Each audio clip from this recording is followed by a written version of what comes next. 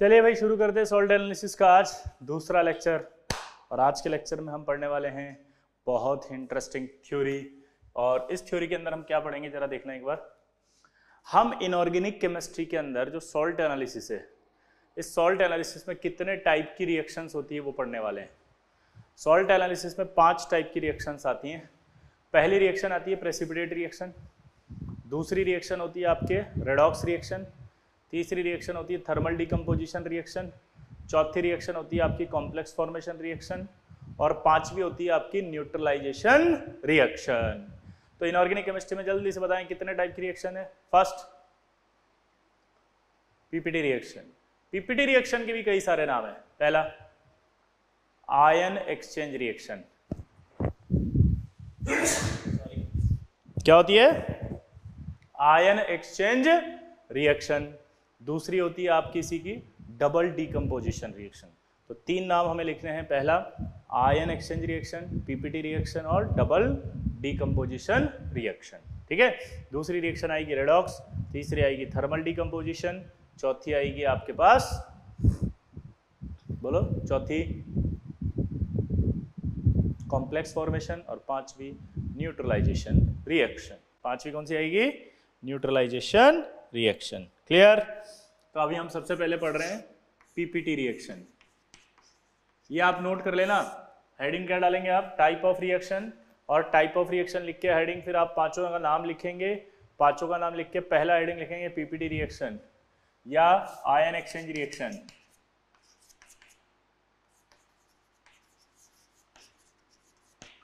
या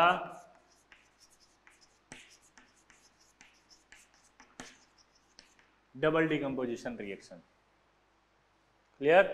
तो पहली होगी पीपीटी रिएक्शन, दूसरा होगा आयन एक्सचेंज रिएक्शन, तीसरा होगा डबल डीकम्पोजिशन रिएक्शन। क्लियर सबको? आप इधर ध्यान दो। पीपीटी रिएक्शन क्या बोला, जल्दी बताओ। पीपीटी रिएक्शन क्या होती है? मान लो एक सॉल्ट लिया मैंने A, दूसरा सॉल्ट लिया मैंने B, तीसरा लिया मैंने, जो प्रोडक्ट बनेगा वो C और D। ये A, B, C और D एक सॉल्ट है। जल्दी बोलो क्या बोला, जल्दी बताओ। A, B, C और D ये क्या है? सॉल्ट। ठीक है। अब यहां पर ये क्या आ जा रहा है कि A है सॉल्युबल, B है सॉल्युबल। ये राइट का मतलब क्या निकालेंगे आप? सॉल्युबल। ये अंडरस्टूड हो गया आपको। अब देगा नहीं कभी भी वो। और अगर क्रॉस लिख दिया मैंने कहीं पे तो उसका मतलब है इनसॉल्युबल। अगर मैंने राइट लिखा तो इसका मतलब क्या है? सॉल्युबल। और अगर कहीं क्रॉस लिखा है तो इसका मतलब क्या है? इनसॉल्युबल। दोबारा बोलो। राइट लिखा है तो क्या है? सॉल्युबल, और क्रॉस लिखा है तो इनसॉल्युबल। अब मेरी तरफ देखो। जब हम मिलते सोचते हैं ना पीपीटी रिएक्शन, तो हमारे दिमाग में सिर्फ एक ख्याल आता है पीपीटी रिएक्शन यानी पीपीटी बनता होगा। नहीं, ये हमें नहीं सोचना। मैं फील दिला रहा हूं कि कैसे सोचना है पीपीटी रिएक्शन का मतलब। पीपीटी रिएक्शन का मतलब होता है जैसे दो आपने कलरलेस सॉल्यूशन को मिला दिया और जैसे ही मिलाया तो अचानक से एक पीपीटी बन गया। जैसे पानी जैसे सॉल्यूशन थे उनको मिलाया और दही बन गया, कर्ड फॉर्मेशन हो गया अचानक से, तो इसका मतलब पीपीटी रिएक्शन है। आपने मान लीजिए कर्ड लिया हुआ था और उसमें एक सॉल्यूशन डाल दिया कोई और कर्ड गायब हो गया, तो इसका मतलब पीपीटी रिएक्शन है। मान लो आपके कर्ड रखा था या व्हाइट कलर का कोई कंपाउंड रखा था और आपने उसमें कुछ डाल दिया और वो अचानक से येलो कलर का हो गया, तो वो पीपीटी रिएक्शन कहलाएगी। पीपीटी से related reaction that is called PPT reaction. Clear? तो इसके केसेस होते हैं ये। समझ गए बात को? केस 1 ऐसा हुआ जिसमें आपने एक सॉल्युबल सॉल्ट लिया, एक और सॉल्युबल सॉल्ट लिया, इन दोनों को जब मिलाया तो आपको व्हाइट कर्ड नजर आया। तो व्हाइट कर्ड नजर तब आ सकता है जब आप में दोनों में से एक भी इनसॉल्युबल बन गया, तो भी व्हाइट कर्ड नजर आएगा। और दूसरा केस ऐसा भी हो सकता है जिसमें ये हो सॉल्युबल, ये हो सॉल्युबल और ये इनसॉल्युबल और ये इनसॉल्युबल, ऐसा आ गया। क्या बोला, जल्दी बताओ। ये सॉल्युबल, ये सॉल्युबल और ये इनसॉल्युबल और ये इनसॉल्युबल हो, तो भी आपके पास क्या आ गया? तो भी आपका कर्ड दिखेगा। तो कर्ड जैसा यानी पीपीटी जैसा कब दिख सकता है? जब दोनों में से एक इनसॉल्युबल हो या दोनों ही इनसॉल्युबल हो। दोबारा बोलो क्या बोला, जल्दी बताओ। दोनों ही इनसॉल्युबल हो या एक इनसॉल्युबल हो। ठीक। तो अब आपसे एक रिएक्शन पूछेगा कि ये NaCl प्लस AgNO3, क्या ये आपस में रिएक्ट करके पीपीटी रिएक्शन बनाएंगे? तो मैंने देखा है ऐसी रिएक्शन होगी। अब ऐसी रिएक्शन होगी और इसको पीपीटी रिएक्शन कहें या ना कहें? ये जो रिएक्शन हो रही है इस रिएक्शन को पीपीटी रिएक्शन हम कहें या ना कहें, इसके लिए मुझे पता होना चाहिए कि ये सॉल्युबल है या नहीं है। ये सॉल्युबल है या नहीं है? तो इसके लिए वो डीपीपी याद आएगी आपको जो मैंने बताई थी, क्या? सॉल्युबिलिटी वाली डीपीपी। क्लियर? तो वो सॉल्युबिलिटी वाली डीपीपी में अब आप याद करेंगे, ठीक है? मैं यहाँ नोट करता जाता हूँ, जो जो मेरे को भी जरूरत पड़ रही है आप याद करते जाएंगे उसको अच्छे से। नोट,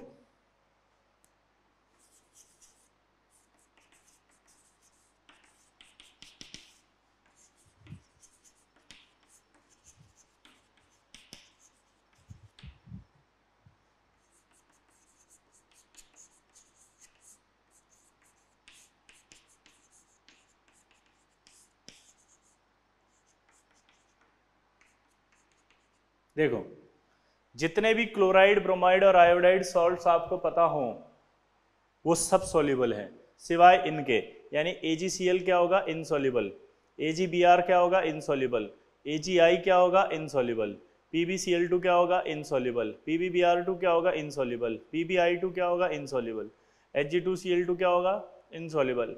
Hg2Br2 क्या होगा? इनसॉल्युबल। Hg2I2 क्या होगा? इनसॉल्युबल। Cu2Cl2 क्या होगा? इनसॉल्युबल।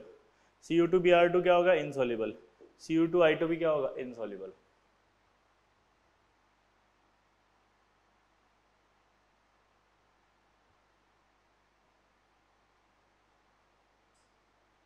क्लियर?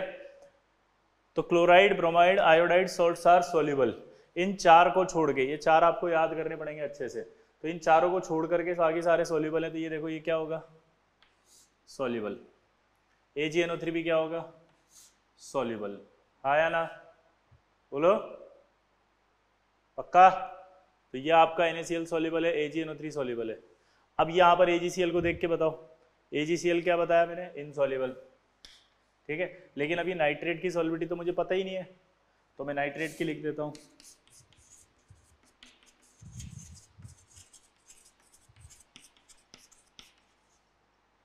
नाइट्रेट की सॉल्युबिलिटी में होता है ऑल आर सॉल्युबल, सब सॉल्युबल है, इसमें कोई लफड़ा ही नहीं है। ये भी सॉल्युबल और ये भी सॉल्युबल। तो आप देखो ये फर्स्ट केस हुआ कि नहीं हुआ कि ये सॉल्युबल सॉल्ट था, ये भी सॉल्युबल सॉल्ट था, इन दोनों सॉल्युबल सॉल्ट्स को मिला दिया आपस में, इन दोनों सॉल्युबल सॉल्ट्स को मिला दिया आपस में, और अगर इनको मिला दिया तो ये बन गया आपका ये और ये इनसॉल्युबल बना, तो पीपीटी दिखेगा नहीं दिखेगा? कर्ड जैसा दिखाई देगा नहीं देगा? हाँ, तो कर्ड जैसा अगर दिखाई देगा तो इसका मतलब पीपीटी रिएक्शन है। तो अब इस तरह की रिएक्शन को आइडेंटिफाई करने के लिए आपको इनकी सॉल्युबिलिटी पता चलनी चाहिए ना, ऐसे आपको सॉल्युबिलिटी याद करनी, नोट करो इसको।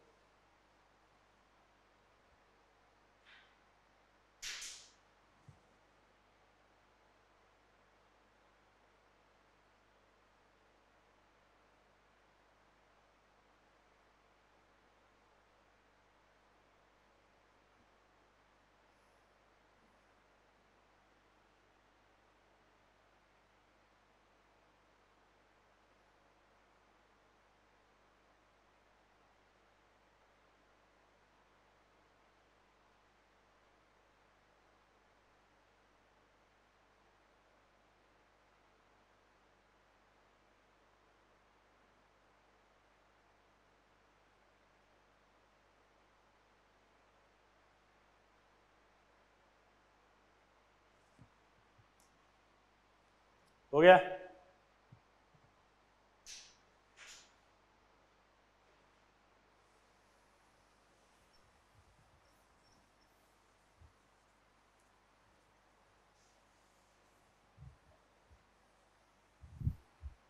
दूसरा देखो,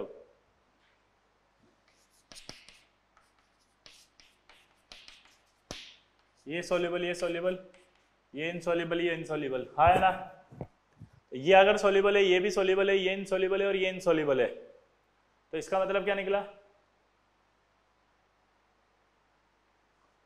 पीपीटी रिएक्शन होगी। अब इसके लिए हम देखते हैं ये रिएक्शन एक,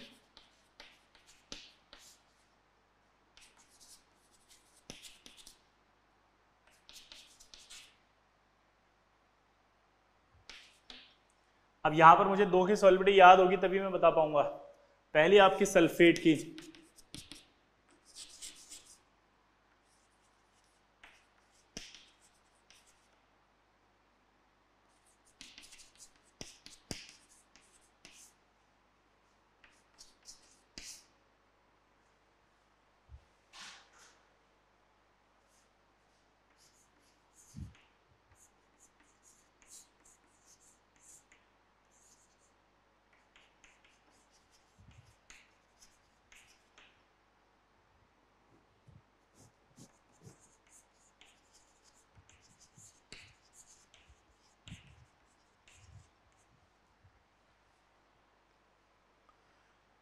ऑल आर सोल्यूबल, सारे सोल्यूबल होंगे एक्सेप्ट बेरियम, लेड और सिल्वर, ये क्या होंगे? इनसॉल्युबल। दोबारा बोलो, दोबारा बोलो। ये क्या होंगे? इनसॉल्युबल। और ये स्पेरेंगली सोल्यूबल। स्पेरेंगली सोल्यूबल का मतलब था पार्शल सोल्यूबल। पार्शल सोल्यूबल मतलब आपका थोड़ा थोड़ा सोल्यूबल होगा, थोड़ा थोड़ा नहीं होगा, ठीक है? तो पार्शल सोल्यूबल यानी पीपीटी पार्शल सोल्यूबल भी बना सकता है। अब आई बात किसकी? सल्फाइड की। All are insoluble except first A, second A और ammonium sulphide. All are insoluble, ये सारे के सारे इनसॉल्युबल होंगे सल्फाइड वाले, किसको छोड़ के? First A. फर्स्ट ए में कौन आएगा? Lithium, sodium, potassium, rubidium, caesium, ये सारे के सारे सल्फाइड सॉल्युबल हैं। सेकेंड ए की बात करेंगे तो सेकेंड ए के अंदर कौन आएगा? बेरिलियम, मैग्नीशियम, कैल्शियम, स्ट्रोंशियम और बेरियम। कौन आएगा बताओ? Beryllium, magnesium, calcium, strontium and barium, तो ये आएगा। और अमोनियम सल्फाइड ये सॉल्युबल होगा। अमोनियम सल्फाइड सॉल्युबल होगा, अमोनियम सल्फाइड सॉल्युबल। क्लियर? अब इधर देख के बताओ फटाफट, ये BAS दिख रहा है, तो ये BAS सॉल्युबल है कि इनसॉल्युबल है? देख के बताओ।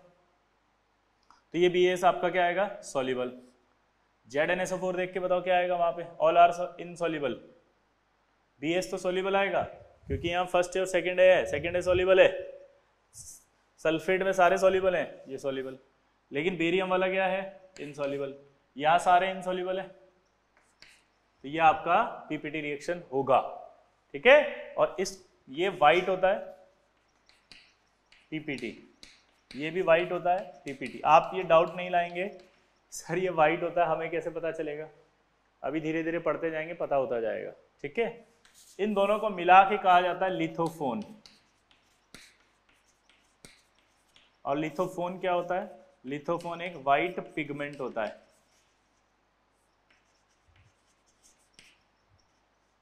व्हाइट पिगमेंट का मतलब क्या होता है? जो व्हाइट कलर में यूज किए जाते हैं substances that are called white pigment. तो ये व्हाइट पिगमेंट हो गया लिथोफोन, ठीक है? तो लिथोफोन एक बहुत अच्छा व्हाइट पिगमेंट है। ये कॉस्टली होता है, इसलिए बाद में जो है वो इसका यूज किया जाने लगा। इसका नाम होता है आपका व्हाइट लेड। ये भी व्हाइट पिगमेंट है ना? लेकिन इसमें एक प्रॉब्लम हो गई कि जब इसको आपने पेंट किया तो पेंट करने पर क्या पाया पता है? पेंट करने पर यह पाया कि ये जो पेंट आपने किया, इस पेंट का कांटेक्ट जब एयर से हुआ तो एयर में था H2S, और H2S से रिएक्ट करके इसने बना लिया PBS, और PBS के ब्लैक प्रेसिपिटेट आना शुरू हो गए। मतलब वो जो व्हाइट पेंट था उस पर ब्लैक स्पॉट्स आना शुरू हो गए, वो जो व्हाइट था उस पर ब्लैक स्पॉट्स आना शुरू हो गए। दोबारा बोलो, वो जो व्हाइट था उस पर ब्लैक ब्लैक ब्लैक करके स्पॉट्स आना शुरू हो गए। तो यहाँ पर 2BbCO3.PbOH होल ट्वाइस का नाम था व्हाइट लेड, और इस व्हाइट लेड में H2S को पास किया अपन ने तो क्या बन गया? PBS। और PBS का कौन सा पीपीटी आया? ये ब्लैक प्रेसिपिटेट, ठीक है? तो इसलिए इसका इस्तेमाल अब बंद कर दिया गया है, इसी का यूज करते हैं। परंतु ये कॉस्टली था, इसलिए फिर बाद में एक और खोजा गया और वो सस्ता था, TiO2। ये भी व्हाइट पिगमेंट है।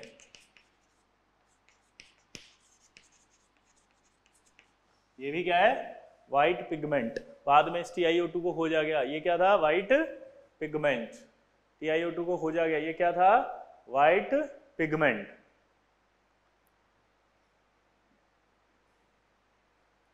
क्या था ये सस्ता होता है।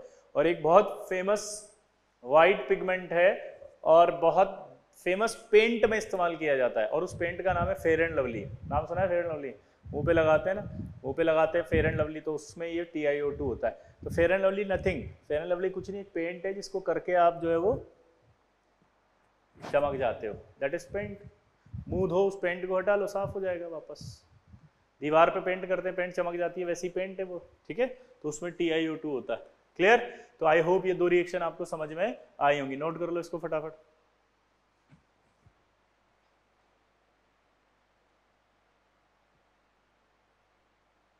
अब आप कोऑर्डिनेशन की शीट को कर सकते हैं, मैं कोऑर्डिनेशन की शीट के सॉल्यूशन भी अपलोड कर रहा हूं, ठीक है।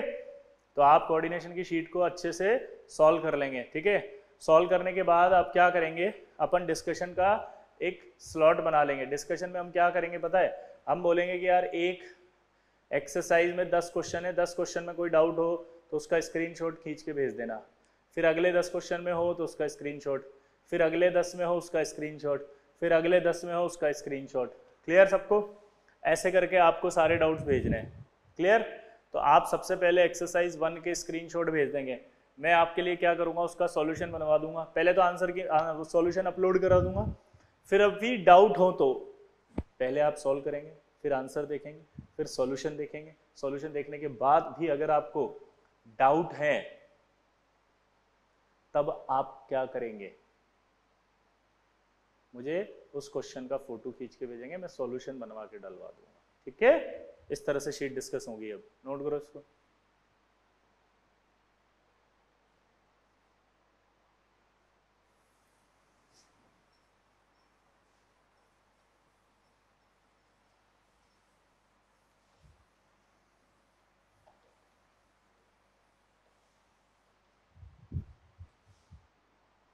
तीसरा case, A + B arrow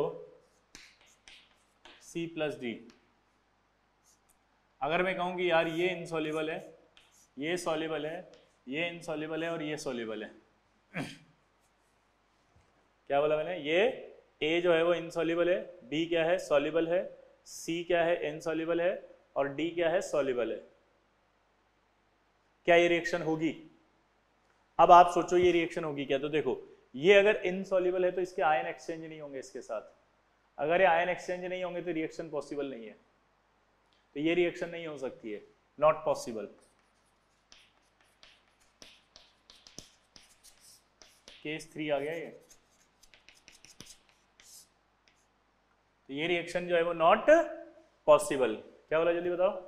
reaction not possible. Clear? अब आई बात किसकी कि यार अगर इस रिएक्शन को कराना हो तो कब पॉसिबल हो सकती है। तो ये पॉसिबल हो सकती है जब इसको इक्विलिब्रियम पर कराया जाए। ये कब हो सकती है? जब इसको इक्विलिब्रियम पर करवाया जाए। इक्विलिब्रियम देखो आप, ये A है, ये प्लस है, ये B है, ये इक्विलिब्रियम है C और D। इक्विलिब्रियम का मतलब रिएक्शन इधर भी जा रही है और रिएक्शन इधर भी आ रही है। इक्विलिब्रियम का मतलब बताओ? रिएक्शन उधर भी जा रही है और रिएक्शन इधर भी आ रही है। इक्विलिब्रियम का मतलब बताओ?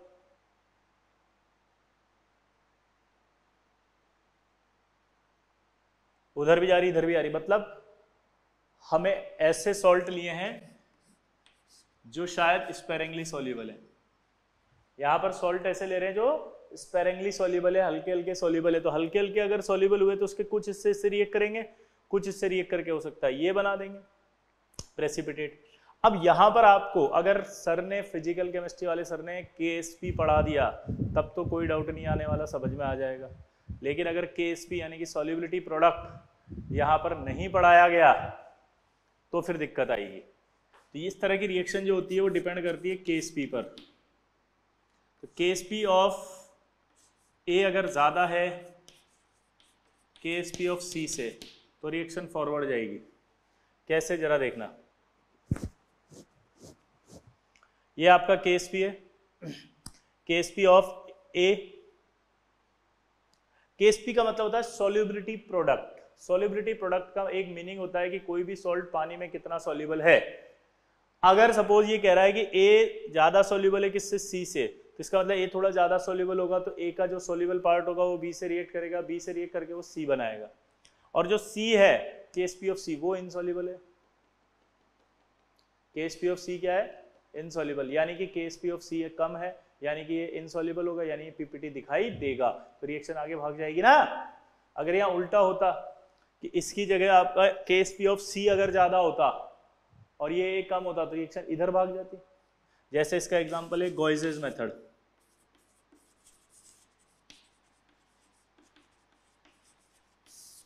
गॉइजेस मेथड होता है प्रिपरेशन ऑफ NaOH। इसमें हम कैल्शियम हाइड्रोक्साइड लेते हैं प्लस Na2CO3 लेते हैं, रिएक्शन होगी तो यह बनेगा, ये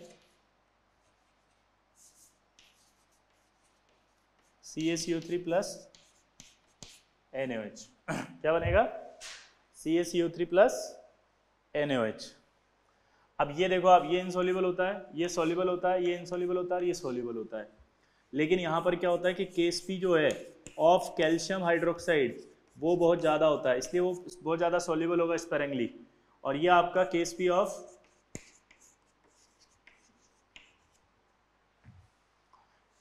CaCO3 कम होगा, इसलिए वो इनसॉल्युबल, वो पीपीटी दिखाई देगा, इनसॉल्युबल होगा। तो गॉइजेस मेथड आपसे पूछेगा और आपसे बोलेगा गॉइजेस मेथड किसकी प्रिपरेशन होती है, तो आप बोलोगे NaOH की। किसकी? NaOH। बहुत सिंपल कॉन्सेप्ट है, कोई ज़्यादा कंफ्यूज मत हो। अगर सिंगल एरो है तो रिएक्शन पॉसिबल नहीं होती, अगर इक्विलिब्रियम है तो रिएक्शन पॉसिबल हो सकती है। कब? जब आप ये स्पेरेंगली सॉल्युबल लोगे। अगर ये स्पेरेंगली सॉल्युबल होगा तो क्या होगा? ये थोड़ा सा सॉल्युबल हो जाएगा, ये सॉल्युबल हो गया, इसके तो कुछ आयन आएंगे, वो आयन रिएक्ट करेंगे बी से, और बी से रिएक्ट करके वो कहाँ? सी बना देंगे, और जो सी होगा वो सी क्या करेगा? पीपीटी होगा, तो वो दिखेगा। ठीक है, तो रिएक्शन आगे भाग जाएगी, तो जिसका KSP कम होगा रिएक्शन उधर भाग जाएगी। ठीक है,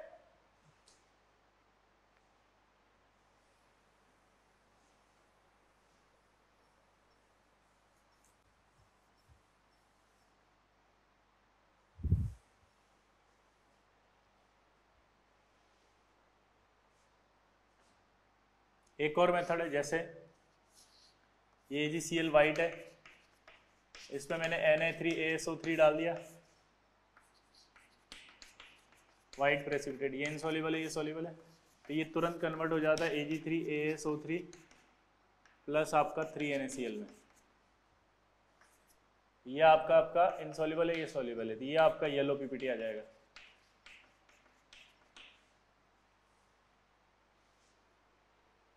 क्लियर? ये रिएक्शन भी कब हुई? जब यहां पर हमने क्या लिखा है, देखो KSP ऑफ AgCl ज्यादा है किससे?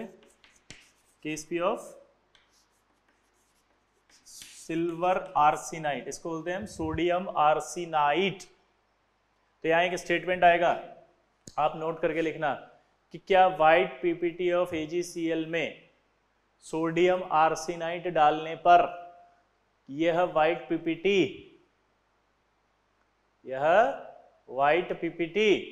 येलो पीपीटी में कन्वर्ट हो जाएगा? तो आप आंसर देंगे यस। दोबारा से बोलो, क्या वाइट पीपीटी ऑफ AgCl में सोडियम आर्सेनाइट डालने पर यह वाइट पीपीटी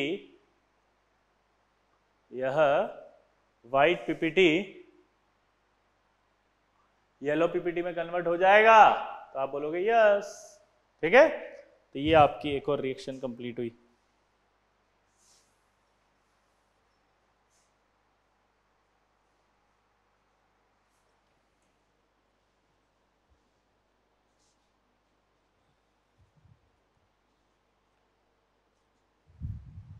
देखो अभी इधर,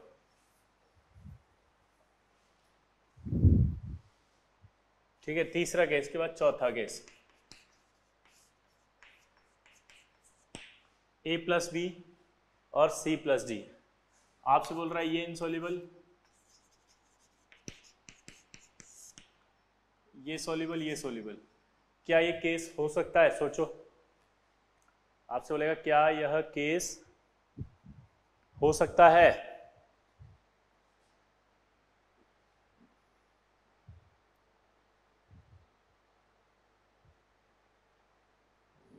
बोलो आंसर है यस। ये वो वाला केस है जिसमें एक पीपीटी था और इस प्रेसिपिटेट में आपने क्या ऐड कर दिया, ये एक प्रेसिपिटेट है और इस प्रेसिपिटेट में आपने क्या ऐड कर दिया, कुछ भी सॉल्युबल सॉल्ट डाल दिया। अगर आपने इस पीपीटी और इसमें कोई भी सॉल्युबल सॉल्ट डाल दिया तो अब सोचो क्या हुआ, ये पीपीटी गायब हो गया, ये पीपीटी गायब हो गया, ये प्रेसिपिटेट गायब हो गया। अगर ये पीपीटी गायब हो गया तो इसका मतलब क्या हुआ, रिएक्शन तो हुई है, क्योंकि रिएक्शन हुई है तभी तो पीपीटी गायब हुआ है। अरे रिएक्शन तो हुई है भाई, रिएक्शन हुई है तभी तो पीपीटी गायब हुआ है। रिएक्शन हुई है तभी तो पीपीटी गायब हुआ है, आया ना? तो देख सकते हो आप।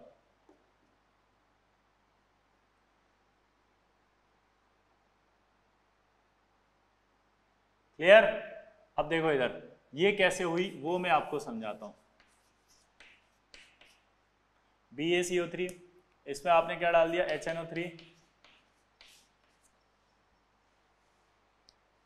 ये BaCO3 में HNO3 डाल दिया, तो इसका जो कॉन्सेप्ट है वो पता है क्या है, क्योंकि आपको डाउट क्या आ रहा है कि यार ये इसके साथ कैसे रिएक्ट किया होगा, क्योंकि ये तो इनसॉल्युबल है। अगर ये इनसॉल्युबल है तो रिएक्ट कैसे कर सकता है? पिछले वाले में भी तो ये लॉजिक था, बिल्कुल सही था। यहां पर केस अलग है, वो तीसरा केस है, ये चौथा case.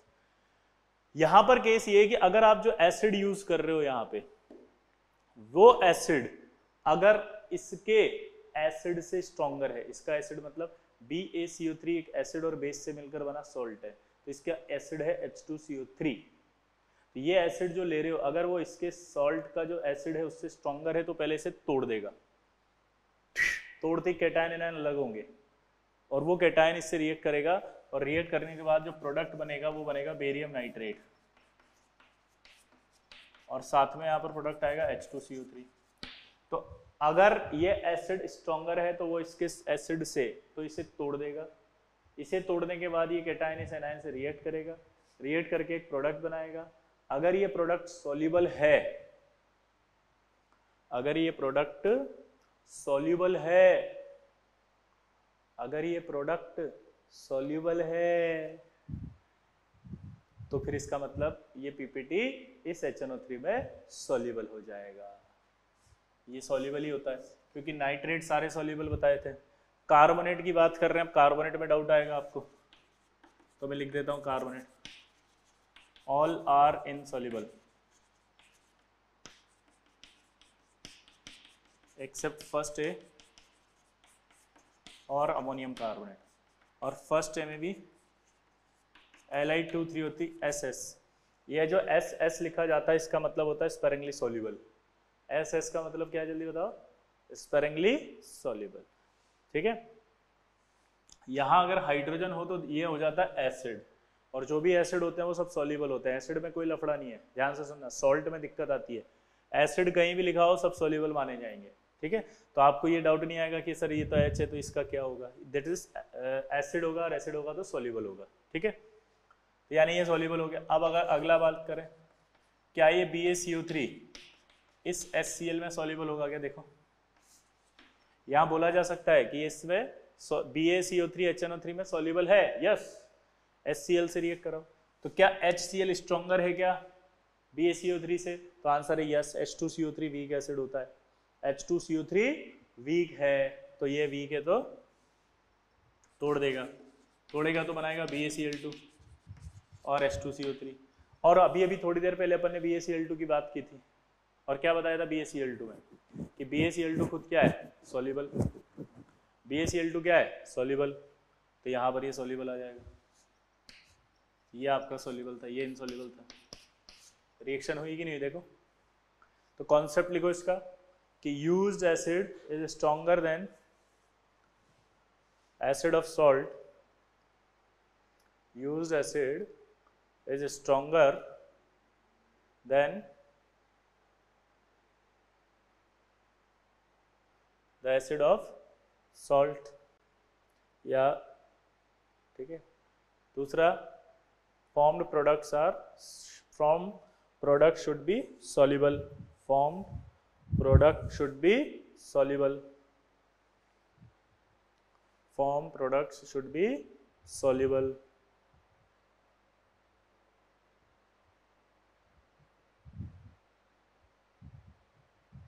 Formed product should be, बोलो, soluble. क्लियर? तो एसिड जो होगा, used acid is stronger than the acid of salt, salt के एसिड से स्ट्रॉन्गर है, और प्रोडक्ट शुड बी सॉल्युबल, तो ये आपका पीपीटी इसमें सॉल्युबल होगा। एक और केस देखते हैं, लेकिन उस केस से पहले मैं आपको कुछ बता देता हूं ताकि आपको दिक्कत नहीं आए। मैं आपको यहां पर कुछ एसिड्स के Ka लिख रहा हूं, जैसे H2CO3,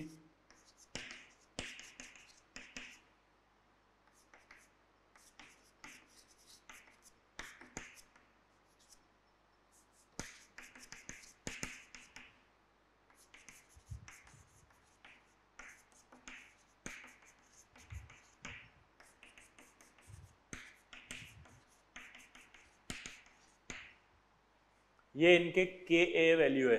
अब इस K वैल्यू को आप देख करके बताओ कि H2CO3 और यहाँ एसिटिक एसिड दोनों वीक एसिड होते हैं हमारे हिसाब से, तो लेकिन इन दोनों में कंपेयर करो बाप, तो कंपेयर करने पर आपको पता चलेगा ये स्ट्रॉन्गर एसिड है इससे, -5 आ रहा है यहाँ। अब आप सोच रहे होंगे कि सर आपने इनकी वैल्यू क्यों लिखी? यस, आपको ये वैल्यूज याद रखनी है, इसके हिसाब से इनका कौन स्ट्रॉन्ग एसिड है वो याद रखना पड़ेगा आपको, ठीक है।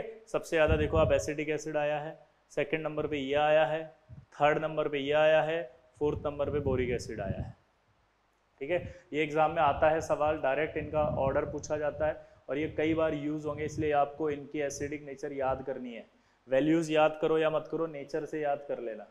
तो अब ये याद हो गया आपको कि एसिटिक एसिड स्ट्रॉन्गर एसिड है देन, बोलो, H2CO3। तो अब आपसे फिर पूछा एक सवाल, क्या ये BaCO3 एसिडिक एसिड में सॉल्युबल है क्या? अब सबसे पहला सवाल है कि ये इसको तोड़ देगा, हाँ स्ट्रॉन्गर है ना, तोड़ देगा, तोड़ने के बाद बनाएगा यहाँ पर बेरियम एसीटेट प्लस H2CO3। लेकिन आप यहाँ अटक गए, पूछो क्यों? आपको ये नहीं मालूम कि बेरियम एसीटेट सॉल्युबल है या नहीं, आप यहाँ अटक गए, पूछो क्यों? क्योंकि आपको ये नहीं मालूम कि ये जो बेरियम एसीटेट है ये सॉल्युबल है या नहीं, तो मुझे यहाँ एसीटेट की सॉल्युबिलिटी भी लिखनी पड़ेगी।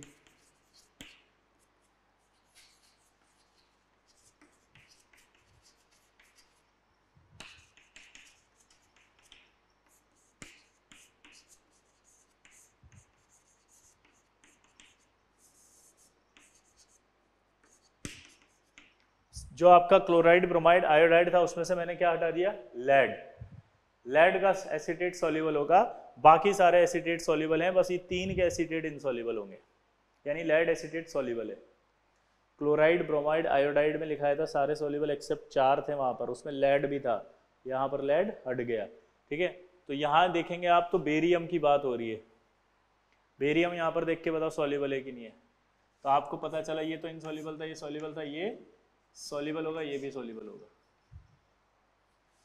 तो अब बताओ सारे सॉल्युबल है कि नहीं है? तो ये भी सॉल्युबल कर देगा इसको। लेकिन अगर यहाँ बोरिक एसिड आएगा तो बोरिक एसिड में सॉल्युबल नहीं होगा, HCl आएगा, सॉल्युबल नहीं होगा। क्लियर सबको? आया ना? बोलो पक्का? तो इस तरह के जो सवाल आएंगे तो वो सवाल आप कर सकते हैं कि नहीं कर सकते, जल्दी बताओ, नोट करो इसको।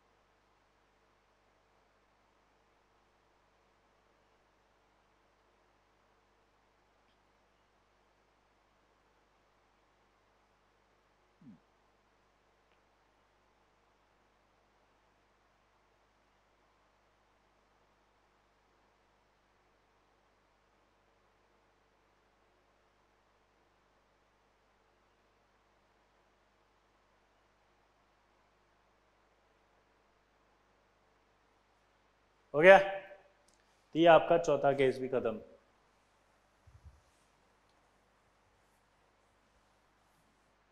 अगला देखो, अब आएगा a plus B C plus D. आपसे बोलेगा a plus B arrow C plus D, तो बताओ जल्दी से फटाफट से कि क्या a plus B arrow C plus D में ये कह रहा है कि ये भी इनसॉल्युबल हो, ये भी इनसॉल्युबल हो, ये सॉल्युबल हो, ये सॉल्युबल हो, तो क्या ये पॉसिबल है? तो आंसर है नो, क्योंकि ये अब इसके साथ एक्सचेंज नहीं कर सकता बिकॉज दोनों ही इनसॉल्युबल है। लेकिन अगर ऐसे कैसे एक और दे देता a plus B arrow C plus D, ये आपका सॉल्युबल, ये सॉल्युबल, ये सॉल्युबल, ये सॉल्युबल, तो क्या ये सॉल्युबल है? तो आंसर है ये रिएक्शन पीपीटी हो ही नहीं सकती, सारे सॉल्युबल है, तो पीपीटी रिएक्शंस नहीं होंगी, ये नॉट पॉसिबल। ठीक है, यहाँ लिखना नॉट पॉसिबल, नोट करो, रिएक्शंस नॉट पॉसिबल।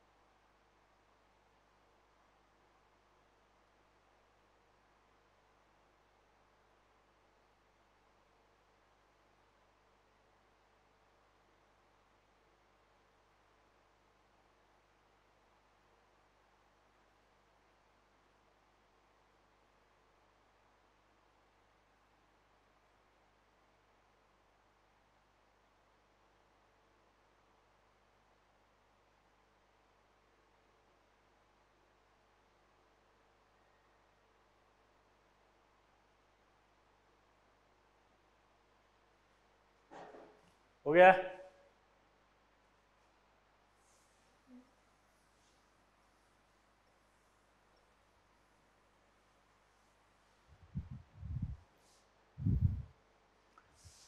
ये आपका एक टाइप का रिएक्शन समाप्त हुआ जिसका नाम था पीपीटी रिएक्शन या आयन एक्सचेंज रिएक्शन या डबल डिकम्पोजिशन रिएक्शन। तीनों बोल सकते हो आप, क्या बोल सकते हो जल्दी बताओ? PPT reaction, ion exchange reaction या डबल डिकम्पोजिशन रिएक्शन। ठीक है, अब उसके बाद अगला आता है आपका सोडा एक्सट्रैक्ट सॉल्यूशन। हमने याद है कल पढ़ा था, हमने कहा था कि यार जो जितने भी ऑल द एनायंस, जितने भी एनायन है वो सब किससे आइडेंटिफाई होंगे? सोडा एक्सट्रैक्ट सॉल्यूशन से, कार्बोनेट और बाइकार्बोनेट को छोड़ के। पहला सवाल कि सोडा एक्सट्रैक्ट सॉल्यूशन क्यों बनाया जाता है? क्या जरूरत है? मत बनाओ इसको, सोडा एक्सट्रैक्ट सॉल्यूशन क्यों बनाया जाता है? पहला सवाल है कि सोडा एक्सट्रैक्ट सॉल्यूशन क्यों बनाया जाता है। ठीक है, तो अब इधर देखो, सोडा एक्सट्रैक्ट सॉल्यूशन क्यों बनाया जाता है। ठीक, तो आंसर सुनना, सोडा एक्सट्रैक्ट सॉल्यूशन इसलिए बनाया जाता है कि अगर एग्जामिनर आपको कोई इनसॉल्युबल सॉल्ट दे दे, कभी अगर आपको एग्जामिनर इनसॉल्युबल सॉल्ट दे दे तो आप फिर उस आयन का टेस्ट नहीं लगा पाओगे। मान लो आपको बुलाया कि इधर आओ और ये सॉल्ट लो, ये सॉल्ट दे दिया और आपको कहा कि जाए इसमें सल्फेट का पता लगा के आ। आप गए सल्फेट का पता लगा के आए, बोला सर सल्फेट है, एक जन ने टिका दी खट से, बोला कि नहीं है। तो आपने कहा आपको कैसे पता कि नहीं है? आपने थोड़ी देखा। तो एग्जामिनर ने कहा बेवकूफ, टेस्ट आ ही नहीं सकता क्योंकि मैंने इसमें इनसॉल्युबल सॉल्ट दिया था। तो अगर इनसॉल्युबल सॉल्ट दे दे तो आपको टेस्ट नहीं आएगा, इसलिए आपको सोडा एक्सट्रैक्ट सॉल्यूशन बनाया जाता है, ताकि अगर एग्जामिनर ने कोई इनसॉल्युबल सॉल्ट दिया हुआ हो तो वो भी सॉल्युबल सॉल्ट में कन्वर्ट हो जाए। लॉजिक समझ में आ रहा है कि अगर एग्जामिनर ने इनसॉल्युबल सॉल्ट दिया हो तो वो भी सॉल्युबल सॉल्ट में कन्वर्ट हो जाए।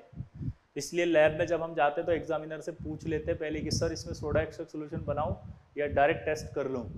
तो अगर एग्जामिनर ने आपको यूं देखा तो समझ जाओ निकल लो चुपचाप की बनाना पड़ेगा, और एग्जामिनर ने हंसते हुए कहा नहीं नहीं मत बनाना, टाइम वेस्ट मत करो, तुम डायरेक्ट टेस्ट लगा लो। तो इसका मतलब उसने सारे सॉल्ट सॉल्युबल दिए हैं। क्लियर? क्लियर? ये मैं आपके स्कूल की बातें कर रहा हूँ। अब मैं आपको बता रहा हूँ एग्जैक्ट तरीका कि अगर कोई सॉल्ट दिया जाए तो उसको करना कैसे है। ये सॉल्ट दिया तो फर्स्ट स्टेप में सोडा एक्सट्रैक्ट सोल्यूशन बनाना है अगर एनाइन का टेस्ट करना है तो। क्यों? क्योंकि आपको एग्जामिनर पे भरोसा नहीं कर सकते कि एग्जामिनर ने सॉल्युबल दिया या इनसॉल्युबल। ठीक है, तो नोट करके क्या लिखेंगे हम कि soda extract solution is very useful,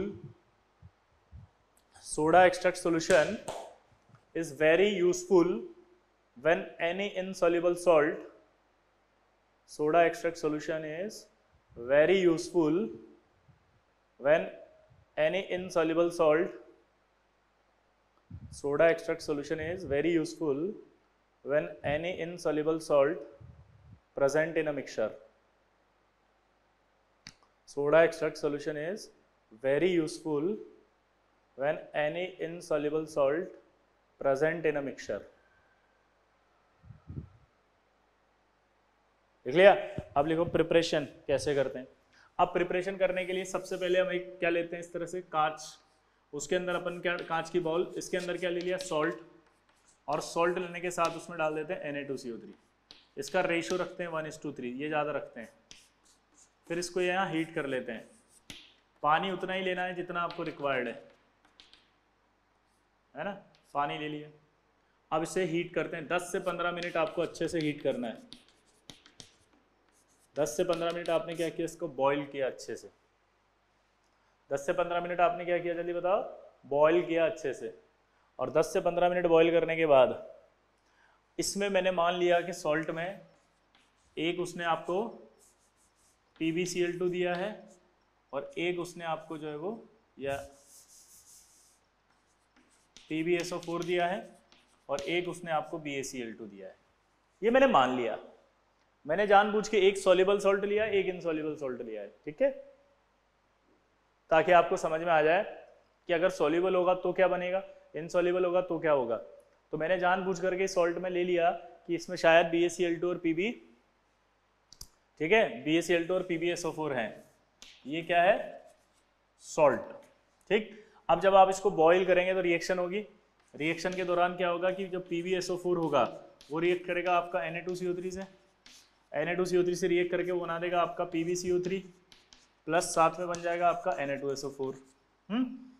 इसी तरह से BeCl2 से भी आपने हीट किया तो हीटिंग पे रिएक्शन होगी, टूटेगा ये और बना देगा यहाँ पर BaSO3 प्लस NaCl। ठीक है, अभी कार्बोनेट की पीपीटी बताई थी, वो बताया था मैंने आपको कार्बोनेट का सॉल्युबिलिटी। तो उसमें क्या कहा था, सारे कार्बोनेट जो है वो इनसॉल्युबल होते हैं एक्सेप्ट फर्स्ट ए और अमोनियम कार्बोनेट।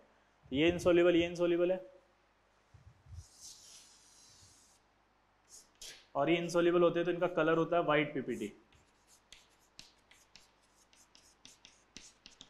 क्या है ये, वाइट प्रेसिपिटेट। अब ये वाइट प्रेसिपिटेट है तो ये अपने टेस्ट ट्यूब ले लिया और इसको उठा करके अपन ने क्या करा, फिल्टर कर लिया। ये सब होने के बाद जब फिल्टर करेंगे तो यहाँ पर ये BaCO3 और PbCO3 तो PPT इसलिए ऊपर रह जाएगा फिल्टर पेपर पे। नीचे जो है वो कौन आएगा, अब सुनना, सोडियम। सोडियम के सारे सॉल्ट सॉल्युबल होते हैं, तो मैं यहाँ नोट करके लिख रहा हूँ।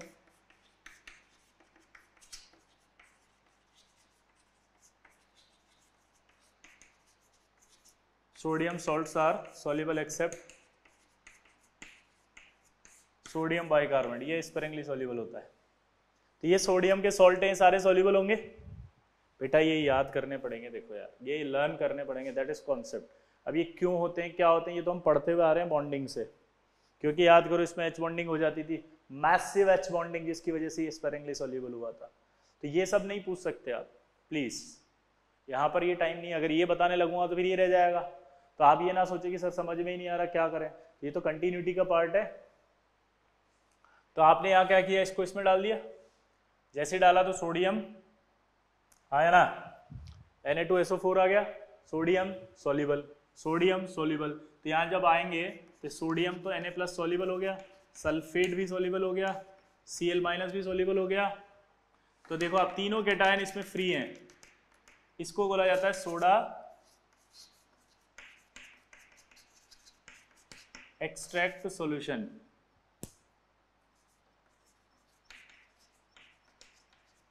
क्या बोला जाता है इसको, सोडा एक्सट्रैक्ट सॉल्यूशन, इसको क्या बोलते हैं बताओ? Na+ सल्फेट और Cl-, इसको बोला जाता है सोडा एक्सट्रैक्ट सॉल्यूशन।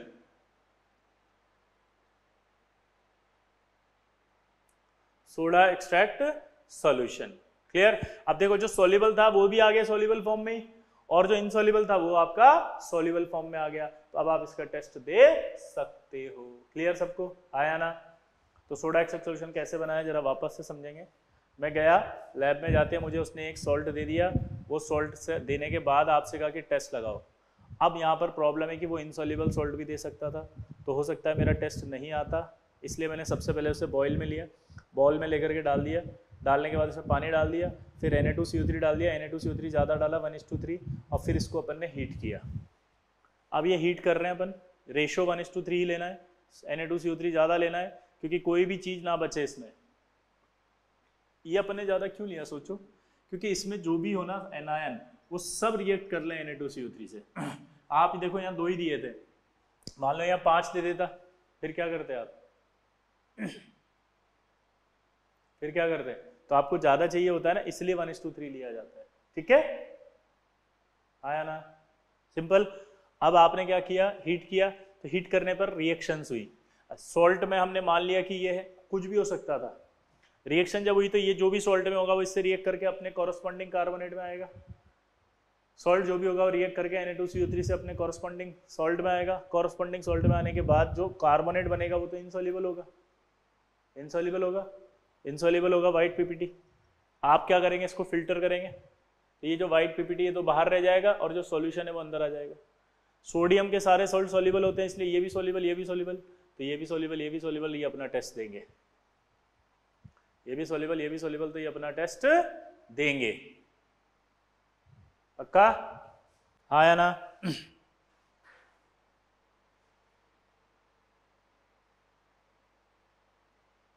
अब सोडा एक्सट्रैक्ट सॉल्यूशन से कार्बोनेट का टेस्ट क्यों नहीं कर सकते? देखो ये कार्बोनेट है खूब सारा 1:3, तो जब आप इसे फिल्टर कर रहे होंगे ना तो इसमें कार्बोनेट भी है कुछ कुछ, तो अगर आप इससे कार्बोनेट का टेस्ट लगाओगे तो हमेशा ही कार्बोनेट प्रेजेंट पाया जाएगा।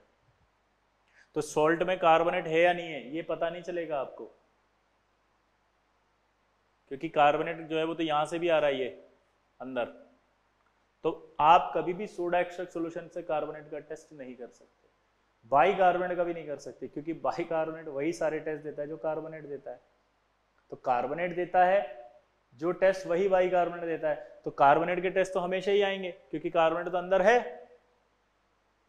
आप समझ रहे हैं मेरी बात को? तो हमने क्या लिखा था पिछली क्लास में कि जितने भी एनायन से सारे को टेस्ट किससे करते हैं? सोडा एक्सट्रैक्ट सॉल्यूशन से करते हैं, एक्सेप्ट कार्बोनेट बाइकार्बोनेट। और वहां एक्सेप्ट लिखा था, इसका मतलब ये नहीं था कि एक्सेप्शन है, हमने कहा था ना एक्सप्लेन करेंगे इसको। अब आप खुद बताओ कि क्या आप इससे कार्बोनेट का टेस्ट लगाना प्रेफर करोगे? नहीं, क्योंकि अगर इससे लगाओगे तो टेस्ट हमेशा गलत आएगा। गलत मतलब हमेशा ही टेस्ट आएगा कार्बोनेट है, चाहे एग्जामिनर ने सॉल्ट में कार्बोनेट दिया हो चाहे नहीं दिया हो। अब कार्बोनेट का कैसे करते हैं? डायरेक्ट, सॉल्ट जो होता है उससे डायरेक्ट टेस्ट किया जाता है, और इसी वजह से कार्बोनेट का कभी इनसॉल्युबल सॉल्ट नहीं देगा वो आपको, क्योंकि आप उसका डायरेक्ट टेस्ट करोगे। तो कार्बोनेट के हमेशा सॉल्युबल सॉल्ट दिए जाते हैं टेस्ट करने के लिए। ठीक है, तो ये बात आ गई। अब इसमें एक खास बात कि इसमें कार्बोनेट हमेशा प्रेजेंट है, तो आपको उस कार्बोनेट को हटाना पड़ेगा। आया ना? कार्बोनेट प्रेजेंट है कि नहीं है, तो उस कार्बोनेट को हटाना पड़ता है। उसके लिए हम इसमें सबसे पहले नोट करके लिखो कि before performing the test of anion soda extract solution must be neutralised. आपको इसे न्यूट्रलाइज्ड करना होता है। नोट करके लिखो, before performing the test of anion, before performing the test of anion, before performing the test of anion soda extract solution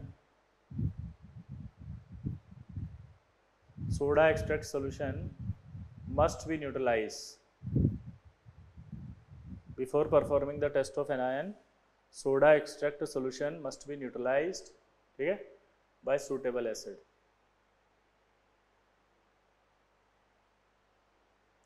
soda extract solution must be neutralized by suitable acid।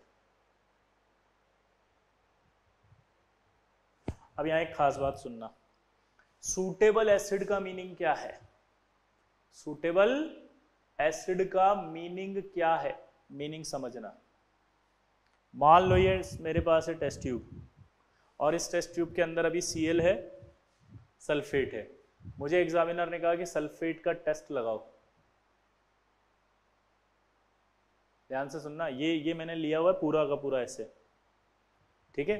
अब मुझे कहा अब इससे test कैसे लगाते हैं पहले वो समझो। ये बनने के बाद इसको रख देते हैं साइड में, रख दिया। साइड में रखने के बाद एक और खाली टेस्ट ट्यूब लेते हैं और इसमें से तोड़ तोड़ कितना, तोड़ तोड़ कितना, तोड़ तोड़ थोड़ा सा लिया, वापस रख दिया इसको तो बचे हुए को, ये ले लिया थोड़ा सा। अब आपसे कहा इससे टेस्ट लगा के बताओ सल्फेट का, तो इसमें सबसे पहले मुझे कार्बोनेट को हटाना था, इसलिए मैं थोड़ा सा एसिड डालूंगा, फिर इसे उबाल दूंगा। थोड़ा सा एसिड डाल के जब उबालूंगा तो एसिड डालते ही कार्बोनेट जो है वो CO2 बन जाएगा। CO2 बन के तुरंत बॉईल कर दिया तो CO2 बॉईल करने पर उड़ जाएगी। तो इस तरह से ये पूरा का पूरा कार्बोनेट खत्म हो जाएगा। सवाल क्या बोला उसने? सूटेबल एसिड, मतलब समझे इसका मतलब? आपको यहाँ पर सवाल में दिमाग में है कि सल्फेट का टेस्ट लगाना है मुझे इससे, तो आपने एसिड डाला तो एसिड H2SO4 नहीं होना चाहिए, क्योंकि अगर आपने H2SO4 डाल दिया किसको हटाने के लिए? कार्बोनेट को हटाने के लिए, तो आपने सल्फेट खुद ही भेज दिया अंदर और फिर सल्फेट का टेस्ट लगाओगे तो पॉजिटिव आएगा। तो एग्जामिनर ने सल्फेट दिया या नहीं ये आपको पता नहीं चला। इसका मतलब सूटेबल एसिड कौन सा डालना है? डिफरेंट, जिसका टेस्ट लगा रहे हो उससे डिफरेंट। दोबारा समझना कैसे करते हैं टेस्ट को। यहां से ले लिया ये, इसमें तो बहुत सारे आयंस हो सकते हैं, खाली टेस्ट ट्यूब ली, तोड़ तोड़ वापस रख दिया इसको, ये रहा, इसके अंदर थोड़ा सा है। अब आप सोचो किसका टेस्ट लगाना है। दो आयन है इसमें, हो सकता है सल्फेट है, Cl है। आपने पहले सोचा मैं सल्फेट का लगाऊंगा, सल्फेट का लगाना था। आपको इसमें एसिड डालना था जिससे कि कार्बोनेट CO2 बन के उड़ जाए। तो आपको बस इतना सा कह रहा है यार H2SO4 मत डालो, उसके अलावा कोई और एसिड डाल दो, एसिटिक एसिड डाल दो, उससे कोई फर्क नहीं पड़ेगा, अंदर एसिटेट आयन जाएगा। तो सल्फेट का टेस्ट बाद में लगाना है तो लग जाएगा। अगर मान लो अब वापस से करते हैं इसको, ये लिया, अब ये लिया, तोड़ तोड़ वापस रख दिया। ये लेने के बाद इसमें अब क्या है? वापस सल्फेट और Cl है। अब क्या दे रहा है? आपने सोचा अब Cl का टेस्ट लगाता हूं, तो Cl का टेस्ट लगाता हूं, Cl का टेस्ट लगाना है तो अब H2SO4 डाल सकता हूं क्या? यस, लेकिन अब HCl नहीं डाल सकता। आपको सोचना है किसका आप टेस्ट परफॉर्म कर रहे हो। अगर आप H2SO4 का टेस्ट लगाना, सॉरी सल्फेट का टेस्ट लगाना चाह रहे थे तो H2SO4 नहीं डालना। अगर आप Cl का लगाने चाह रहे हो तो HCl मत डालना, बस इतना सा कह रहा है वो, ठीक है। तो नोट करके लिखो, सूटेबल एसिड लिखो, anionic part of acid, anionic part of acid, anionic part of acid must be differ, anionic part of acid must be differ from the anion, anionic part of acid must be differ from the anion, must be differ from the anion that has to be detected. Anionic part of acid, anionic part of acid must be differ from the anion that has to be detected. Clear? एक और खास बात है, note करके लिखना, oxidising acid, oxidising acid should not be use like concentrated H2SO4, concentrated HNO3, ये भी use नहीं करना। पूछो क्यों? क्योंकि अगर कोई कंसंट्रेटेड H2SO4 हुआ तो वो सल्फाइड जो होगा उसको सल्फर में ले जाएगा, सल्फाइट जो होगा उसे सल्फेट में ले जाएगा। समझना ध्यान से।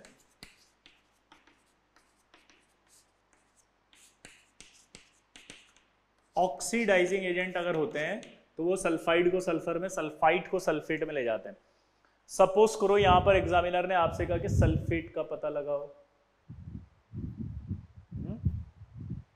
अब आप एसिड डाल रहे थे, आपने एसिड डाल दिया कोई ऑक्सीडाइजिंग एजेंट, और आपकी किस्मत कितनी खराब कि एग्जामिनर ने सल्फाइट नहीं दिया, सल्फेट नहीं दिया, उसने आपको क्या दिया था, सल्फाइट।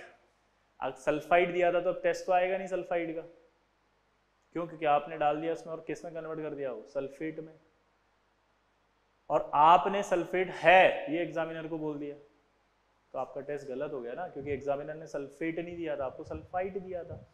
तो आपको कभी भी एसिड डालते समय ऑक्सीडाइजिंग एसिड नहीं डालना। ऑक्सीडाइजिंग एसिड इसलिए नहीं डालना क्योंकि वो किसी भी आयन को ऑक्सीडाइज कर सकता है, तो वो आयन चेंज हो जाएगा, ठीक है। इसलिए सोडा एक्सट्रैक्ट सॉल्यूशन में न्यूट्रलाइज करने के लिए जनरली एक non oxidising acid, acetic acid का यूज किया जाता है बहुत ज्यादा। तो न्यूट्रलाइज करने के लिए सबसे ज्यादा किस एसिड का यूज करते हैं हम, एसिटिक एसिड। लेकिन जब एसीटेट का टेस्ट लगा रहे हो तब मत करना, समझ गए, बाकी सब में एसिटिक एसिड यूज करते हैं, ठीक। तो नोट करके लिखना कि कंसंट्रेटेड यानी ऑक्सीडाइजिंग एसिड का इस्तेमाल नहीं करना। क्या लिखागा, ऑक्सीडाइजिंग एसिड का इस्तेमाल नहीं करना, वरना ये ऑक्सीडाइज कर देंगे इन आयंस को, ठीक है। तो ये आपका कंप्लीट हुआ सोडा एक्सट्रैक्ट सॉल्यूशन। अब आप डीपीपी नंबर 1 जो है वो सॉल्युबिलिटी की थी, और DPP 2 PPT reaction plus soda extract solution की है। क्वालिटेटिव एनालिसिस में आपको डीपीपी एक एनायन पर बना के दी गई है, क्योंकि यहाँ पर टॉपिक वाइज करना जरूरी होता है। इससे पहले कोऑर्डिनेशन था, उसमें टॉपिक वाइज करना जरूरी नहीं था, क्योंकि सवाल ही सीएफटी के आते हैं। जब तक सीएफटी नहीं आएगी कोऑर्डिनेशन का कोई मतलब नहीं था, इसलिए वहां पर मैंने अभी होमवर्क नहीं दिया था। अब अपन सिस्टमेटिक होमवर्क को प्लान करेंगे। अब आपको हमेशा प्लान वे में मिलेगा। डीपीपी नंबर आपको करके लानी है जो सॉल्युबिलिटी वाली के जस्ट बाद वाली। अब 1 दिया है उसको या 2 दिया है ये ध्यान नहीं है मुझे, है ना, तो उसमें लिख रहा होगा पीपीटी रिएक्शन और सोडा एक्सट्रैक्ट सॉल्यूशन के क्वेश्चन, तो 1 करके लानी है, ठीक है। बाकी नेक्स्ट क्लास में पढ़ेंगे।